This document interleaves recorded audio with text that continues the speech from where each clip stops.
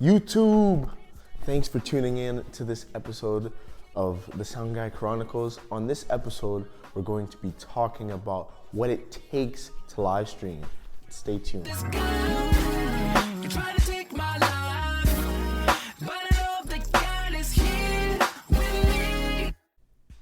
Hello again, YouTube, and welcome to the Sound Guy Chronicles YouTube channel, where our slogan is, if you're going to run sound, you've got to make it count.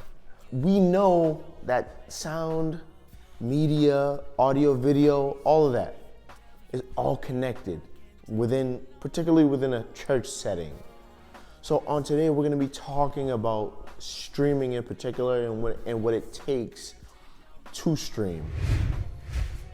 Irrespective of what you stream on, it all requires the same thing. The basic items that you will need to be streaming is a source of video, a source of audio, a device that will transform the content, an encoder, an internet connection to transfer the stream, a streaming website or platform where people can watch the stream. There are a couple devices that can serve as the source of audio and video in your stream. Those can be a webcam, an advanced camera such as a GoPro or a DSLR, a phone. But when it comes to audio, if you want your stream to be brought to the next level, you want to be using some form of an external microphone. As you can see, I have a lapel microphone right here. You have many different types of microphones for different uses in different settings, but you want an external microphone. Also, if you're a gamer, you're going to want to capture the audio from your desktop.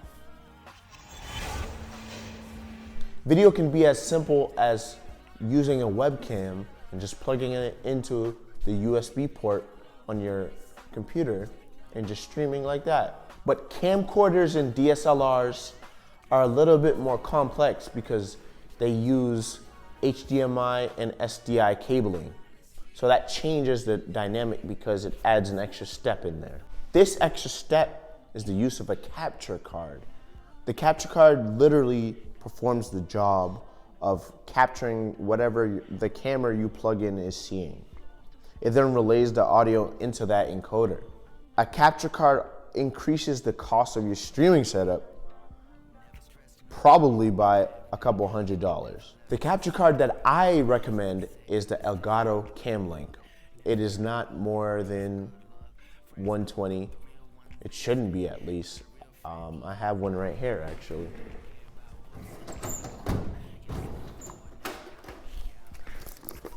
I'm pretty sure this can be bought anywhere for less than $150 wherever these are sold. It's a great buy. Next, we want to choose an encoder. There are different types of encoders. There's a software type of encoder, it's OBS or programs like that. And there are also hardware encoders. Hardware encoders can be a lot more expensive, but a lot more reliable. If you are using an A10 Mini Pro, you have a hardware encoder in that. And you can actually stream directly from the device without the need of a computer. Now that you have all of these things set up, lastly, you want to configure the stream. This is the equivalent of doing the sound check as a sound guy. You want to know your resolution, which is how big the image is. You want to know your frame rate, which is how much frames per second is being streamed. You also want to know your bit rate, which is how fast. All of these things work together to bring your stream to the next level.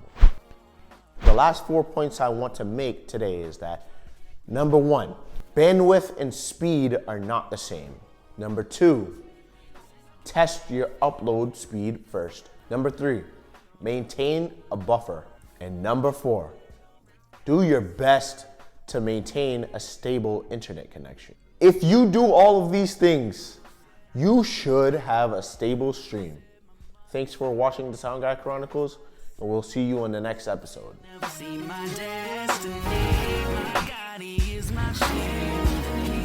always hears my cry, and he is prepared for something. Yes, he has a plan. No, you won't like it.